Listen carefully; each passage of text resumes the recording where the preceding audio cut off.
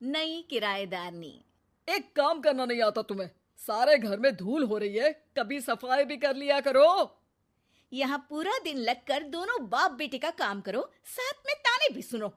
जब मैं बोलती हूँ कि ऊपर वाले पोर्शन में किराएदार रख लो, अरे सफाई भी रहेगी, पैसे भी आएंगे, तब तो किसी को मेरी बात सुननी नहीं होती। हो गया टैप रिकॉर्डर शुरू। ये कहते हुए राज घर से बाहर निकल जाता है, जिसके बाद शिविन अपने कमरे से निकलकर नेहा के पास आता है। क्या यार मम्मी, कितनी बार बोला है टाइम से उठा दिया करो। हो गया ना मैं कॉलेज के लिए लेट। दुनिया की सारे गधे घोड़े बेचकर तो तू सोता है।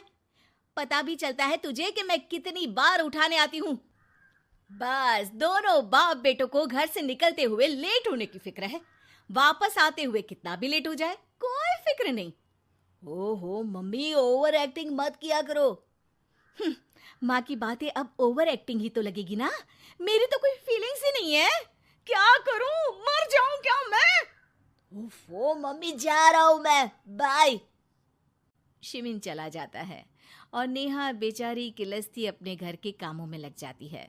इसी तरह चलती है नेहा की जिंदगी, जिसमें उसके ज्यादा बोलने वाली आदत की वजह से उसका पति और बेटा उसकी फीलिंग्स की कदर किए बिना हमेशा उससे दूर भागते रहते हैं। पूरा दिन घर में अकेले रहो और जब पति या बेटे से बात करने जाओ तो उनके नखरे अलग। अब मुझे ही कोई अच्छा किराएदार ढूंढना पड़ेगा। इसी के साथ नेहा किराएदार की खोज शुरू कर देती है, जिसके कुछ महीनों बाद दूसरे शहर से यहाँ पढ़ने के लिए आई निम्मी घर ढूंढते हुए नेहा के पास आती है और वो उसे किराए पर रख लेती है। अगली सुबह हमेशा की तरह राज और शिविन अपनी जल्दी में होते हैं कि निम्मी वहां आ जाती है। दीदी, थोड़ी चीनी मिलेगी, वो कल ना राशन लाने का समय ही नहीं मिला। निम्मी को देखते ही दोनों बाप बेटे की जल्दी वहीं खत्म हो जाती है और वो निम्मी को इम्प्रेस करने की रेस में भागने लगते हैं। अरे मम्मी को क्यों परेशान करना, मैं हूं ना। अरे तूने आज तक अभी किचन की शक्ल भी देखी है? रुको, मैं लेकर आता हूँ। चीनी का डिब्बा कौन सा है और कहाँ रखा है वो तो पता नहीं है दोनों को। फिर चीनी के अपने मुंह से निकलने जा रहे हो किचन में? अरे मैं तो बस तुम्हारी मदद करने के लिए बोल रहा था। है क्या मदद? और वो भी तुम करोगे? सच में? अरे कोई तो सच बताओ, सुबह सुबह दोनों बाप बेटे कोई सूखा नशा करके तो नहीं आ गए ना? अरे कैसी बेकार की बातें करती हो मम्मी। अरे जब कौवा अचानक हंस की चाल चलने लगेगा तो शक होना तो लाजमी है ना। घर का ऐसा माहौल देख निम्मी वहां से जाने ही लगती है कि राज उसे रोक लेता है। अरे आपने चीनी तो ली ही नहीं? इट्स ओके भैया, मैं आज बिना चाय की ही कॉलेज चली जाऊंगी। जहां एक तरफ भैया सुन राज का दिल टूट जाता है, वहीं कॉलेज सुन शिविन खुश हो जाता है। वैसे आप कौन से कॉलेज में हो? इस पर निम्मी जवाब देने ही वाली होती है, लेकिन नेहा टोकते हुए बीच में बोल पड़ती है। अब दोनों को देर नहीं हो रही। हद है इनसे भी, कहीं बात बनने ही नहीं देंगे मेरी तो। अरे जा रहे, अब यहाँ बचाई क्या है? इस पर निम्मी के पीछे पीछे शिविन कॉलेज की तरफ और राज ऑफिस चला जाता है। इसी तरह दिन बीतने लगते हैं, जिसमें अब सुबह जल्दी जाना और शाम लेट आने का सिलसिला सुबह लेट जाना और शाम जल्दी आने में बदल जाता है। एक शाम वो दोनों समय से पहले ही घर वापस आ जाते हैं, जिन्हें देख नेहा हैरान रह जाती है। हाय मेरे रब्बा, अरे पहले घर जल्दी आना शुरू कर दिया और आज तो उससे भी जल्दी। कहीं मैं कोई सपना तो नहीं देख रही? मतलब अब क्या हम अपने घर भी जल्दी वापस नहीं आ सकते?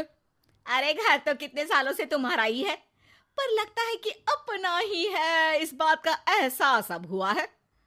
वो सब ठीक है मम्मी, निम्मी कहाँ है? जरा उसे बर्थडे विश तो कर दूं। अरे वाह रे, आज तक तो अपनी माँ का बर्थडे तुझे याद नहीं रहा, उसका बहुत याद है। वो तो मुझे पापा ने याद दिलाया है। हैं? अरे क्या बोल रहे हो तुम झूठे? नहीं बेबी, देखो मुझे तो तुम्हारा बर्थडे भी याद नहीं रहता, तो उसका कहाँ से याद रहेगा मुझे? तौबा, मैंने तो किराएदार रखकर अपने ही पैर पर कुल्हाड़ी मार ली। बेटा तो बेटा, यहाँ तो बाप भी किसी से कम नहीं है। इतनी देर में निम्मी भी घर वापस आ जाती है, जिसे देखते ही शिविन हैप्पी बर्थडे गीत गाता हुआ उसके पास चला जाता है। हैप्पी बर्थडे निम्मी। बताओ आज क्या चाहिए तुम्हें? हाँ हाँ, मांग लो ना इसकी जान। अरे नहीं नहीं, मुझे कुछ नहीं चाहिए, बल्कि मैं तो आज आप लोगों को कुछ देने आई हूँ। क्या क्या देने आई हो? निम्मी अपनी बैग में से मिठाई का डिब्बा और शादी का कार्ड निकालती है। ये मेरी शादी का कार्ड और मिठाई। आप सबको मेरी शादी में जरूर आना है और इसी खुशी में मिठाई खाइए। निम्मी की बात सुनकर जहां शिविन और राज शॉक में आ जाते हैं, वहीं नेहा हंसने लगती है। दिल के अरमां आंसुओं में बह गए। नेहा की बात से कंफ्यूज्ड निम्मी उससे इसकी वजह पूछती है, जिस पर नेहा अपने पति और बेटे की सारी करामातें उसे बताती है। आई कांट बिलीव, आपको मैंने भैया बोला, और शिविन तुम्हें तो मैं हमेशा छोटे भाई की तरह समझती हूँ, लेकिन कहते हैं ना, man will be always man. लेकिन आज से ये विमेन सेम नहीं रहेगी इनके लिए। फिर क्या, बाप बेटे आगे आगे और नेहा झाड़ू लेकर उनके पीछे पीछे।